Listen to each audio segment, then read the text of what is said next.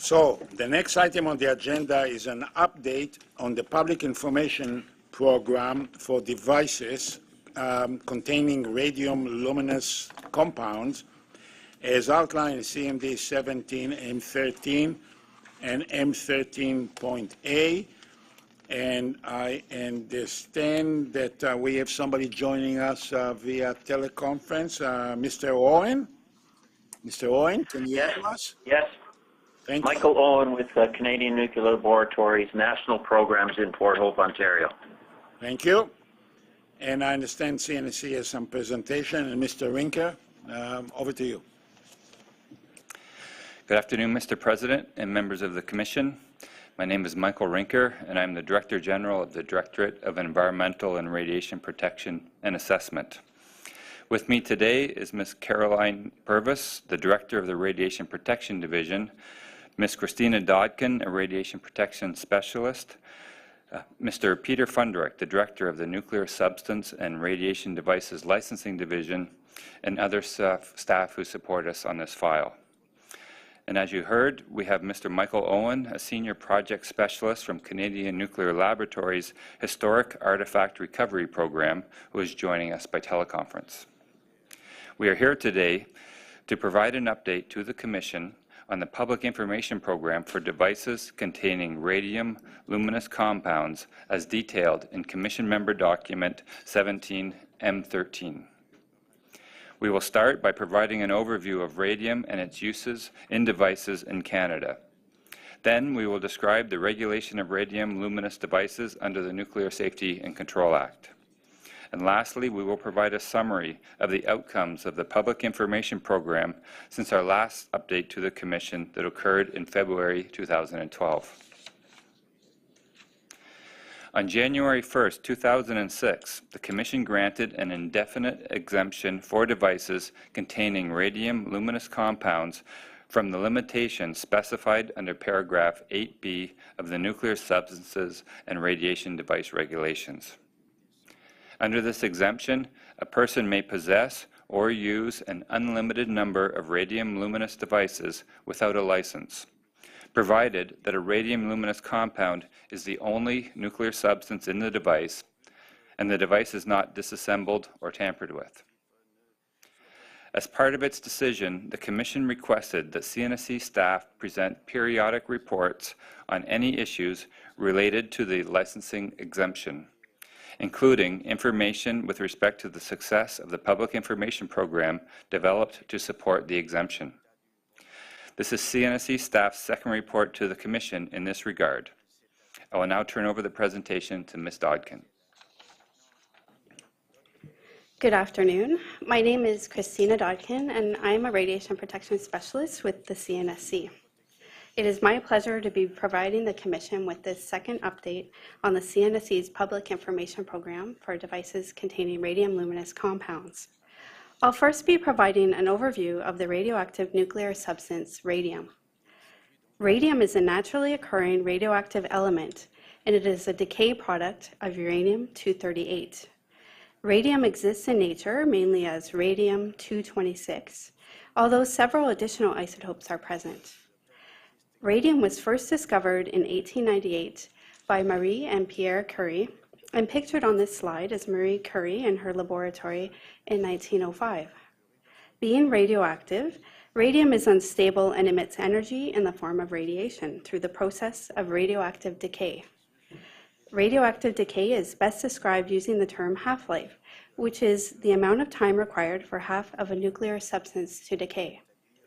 Radium-226 has an extremely long half-life of 1,600 years, which means that radium will remain radioactive for many years. Soon after radium was discovered, it was greatly exploited. For example, radium was once an additive in products such as toothpaste, hair creams, bath salts, and even food items due to its supposed curative powers.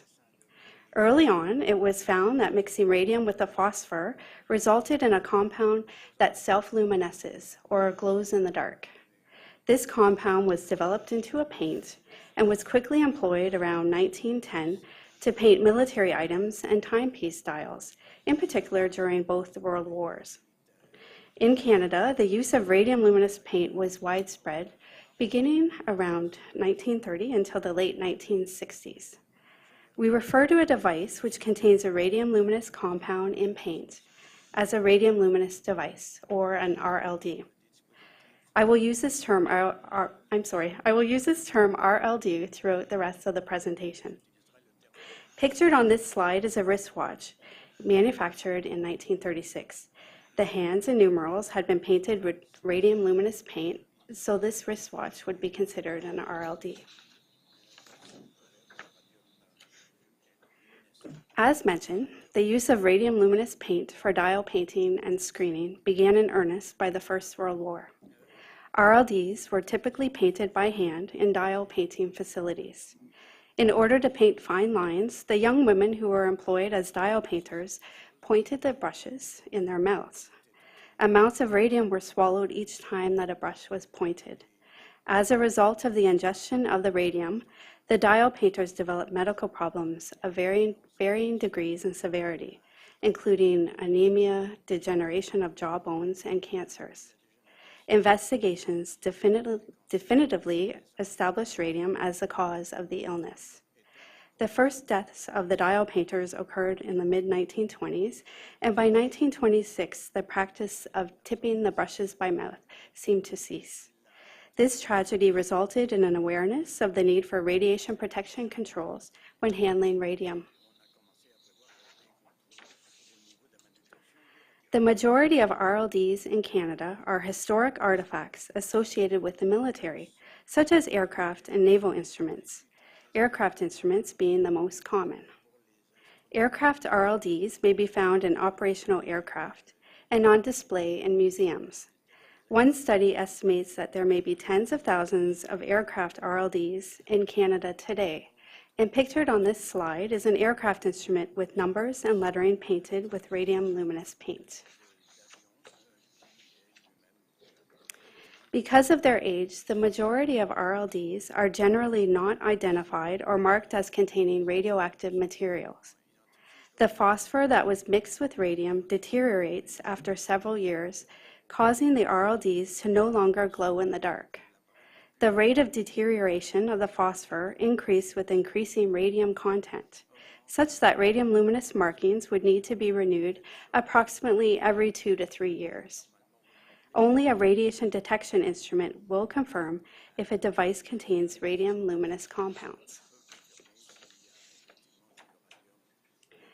Being radioactive, radium is unstable and continuously decays, producing other radioactive decay products. Radium and its decay products emit alpha, beta, and gamma radiation. The hazards from exposure to these forms of radiation can occur in 2 ways: by exposure to internal contamination from radioactive material that has been taken into the body, primarily from alpha radiation, and by external irradiation outside of the body by means of gamma radiation. There is a risk for intakes of the radium compounds when RLDs are opened or damaged, since loose particles of radium luminous paint may be ingested or inhaled by a person. Gamma rays can penetrate the body, so gamma emitters, like radium, can result in external exposures to persons, even when a source is at a distance. Generally, the more RLDs that are stored together, the greater the radiation dose rates and the greater the potential for external radiation exposures, such as what is pictured in this slide.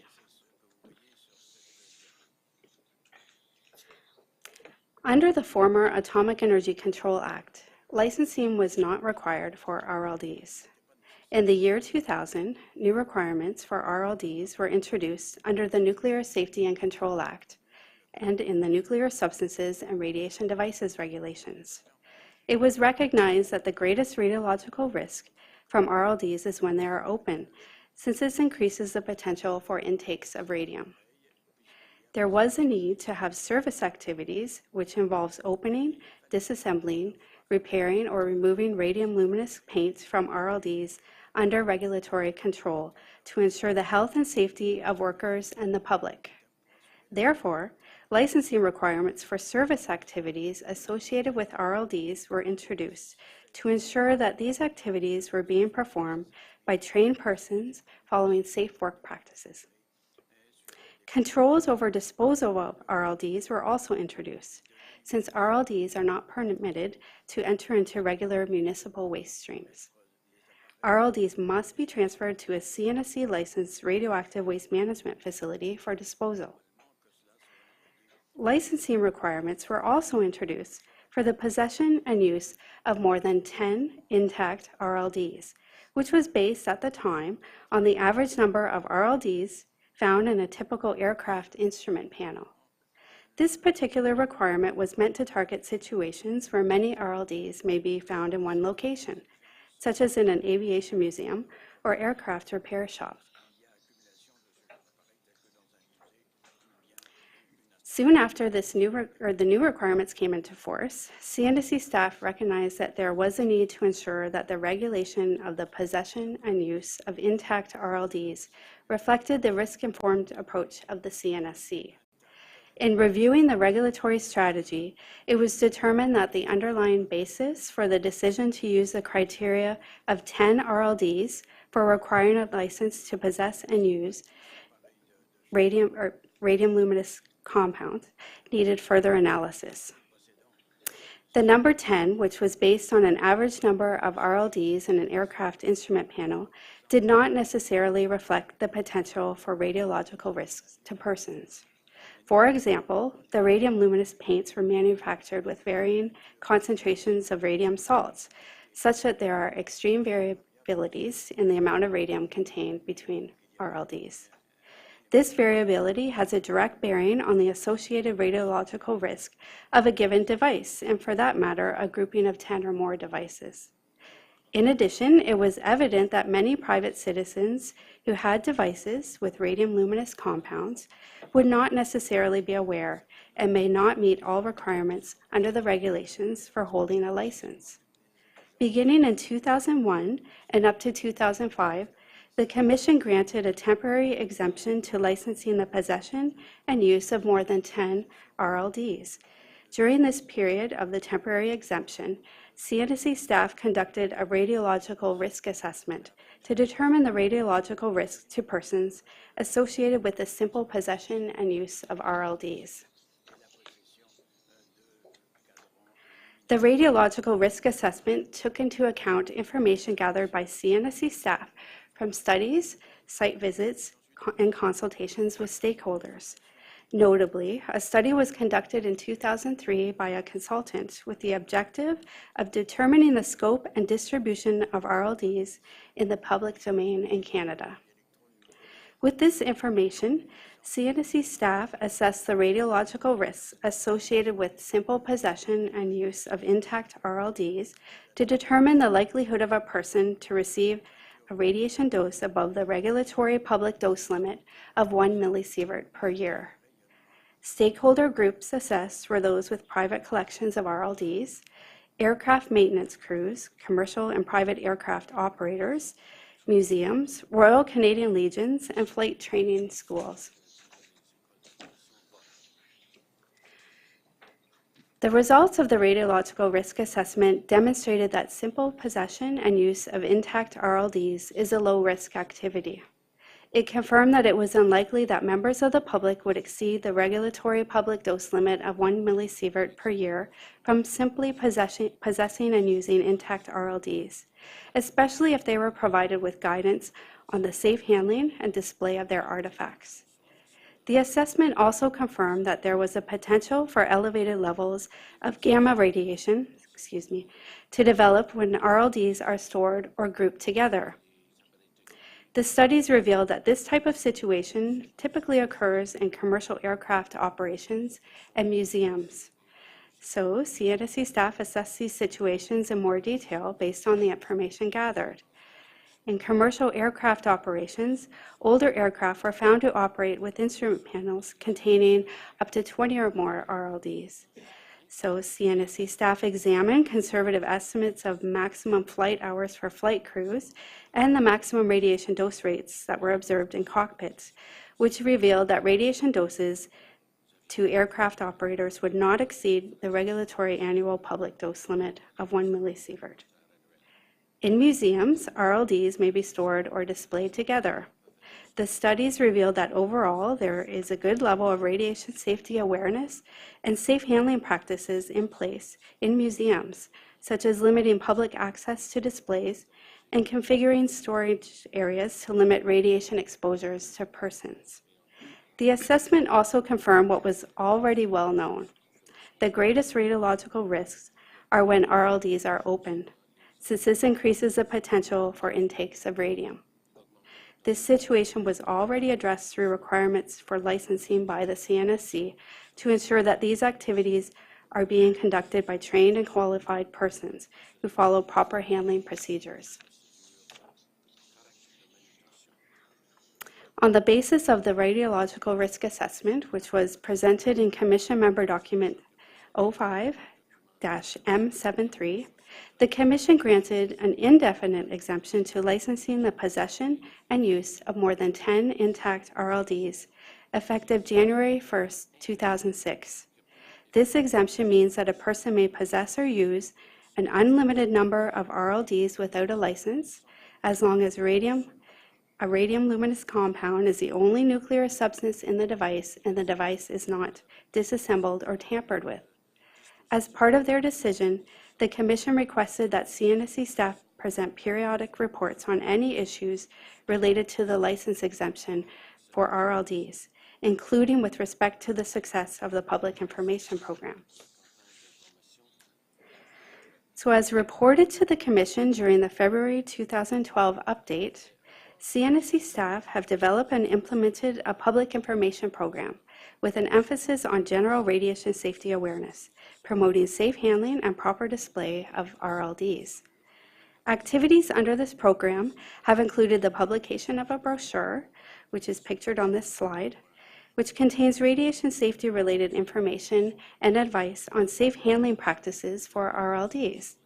The brochure also provides a dedicated CNSC email address that may be used for specific inquiries on RLDs, which is radium@cnsc-ccsn.gc.ca. And I would like to note that an incorrect email address is referenced on page 6 of CNSC staff CMD 17-M13. Information regarding RLDs, such as tips for identification of such devices and general safe handling practices, have also been published on the CNSC website. CNSC staff reported to the Commission in 2012 that there were opportunities for improving the Public Information Program for RLDs. CNSC staff had engaged key stakeholders of the aviation community and museums. However, it was identified that there was a need to develop and implement more effective strategies for engaging members of the public, specifically military artifact collectors. Therefore, an outreach strategy was developed to incorporate activities targeting this group of stakeholders into the existing Public Information Program. CNSC staff attended a number of military collector shows and published advertisement in select media in order to engage this stakeholder group. Attendees at the military collector shows expressed great interest in CNSC staff's presence at the event, especially the unique CNSC booth, which is pictured on this slide, which was specifically designed to attract the attention of members of the public and stakeholders. In general, collectors were aware of the use of radium in artifacts, and they were receptive and curious to know more about their collection pieces. There was also no evidence that this community was engaging in unsafe practices with their devices containing radium luminous compounds. Although modest, public interest has been steady since the launch of the Public Information Program for RLDs. Requests from members of the public regarding RLDs continue to be received through CNSC channels. Since the last update to the Commission in 2012, CNSC staff have responded to approximately 35 requests for information and assistance from members of the public, timepiece hobbyists, museums and historical societies, other government agencies, scrap metal recyclers, and aircraft service providers. The majority of persons were seeking advice on how to identify an RLD and how to properly dispose of an RLD. Dedicated web pages on the CNSC website continue to also be a valuable tool for disseminating information regarding RLDs. I would now like to provide an update to the Commission on the license exemption. Since the license exemption came into force in 2006, CNSC staff have not been made aware of any situation where there would be a potential for a member of the public to exceed the regulatory public dose limit of 1 millisievert per year due to the simple possession and use of RLDs. CNSC staff's radiological risk assessment, which supports the license exemption, remains valid. CNSC staff intend to pursue revisions to the Nuclear Substances and Radiation Devices regulations as it pertains to simple possession and use of RLDs when the regulations are reviewed in 2019. Additional resources available to the public include the Historic Artifacts Recovery Program, or the HARP, which is operated by Canadian Nuclear Laboratories' Low-Level Radioactive Waste Management Office. Under this program, the CNL provides technical advice to stakeholders and members of the public on the identification and management of radium, including historic RLDs found on public and private properties throughout Canada. CNSC staff have a collaborative relationship with the HARP and routinely disseminate information about the program to members of the public and stakeholders. This brings us to the end of our update. Experience to date has shown that the license exemption has not caused risk to the environment, the health and safety of persons, or national security. CNSC staff intend to pursue revisions to the Nuclear Substances and Radiation Devices regulations as it pertains to the simple possession and use of RLDs when the regulations are reviewed in 2019. The Public Information Program for RLDs has and will continue to meet the objectives of providing the public and stakeholders with assistance in identifying RLDs, as well as providing general information on radiation safety awareness and advice on how to safely handle RLDs. Based on the successful implementation of the Public Information Program, CNSC staff recommend that routine updates to the Commission on the status of the program be discontinued. Mr. President, members of the Commission, this concludes our presentation. CNSC staff are available to answer your questions. Thank you.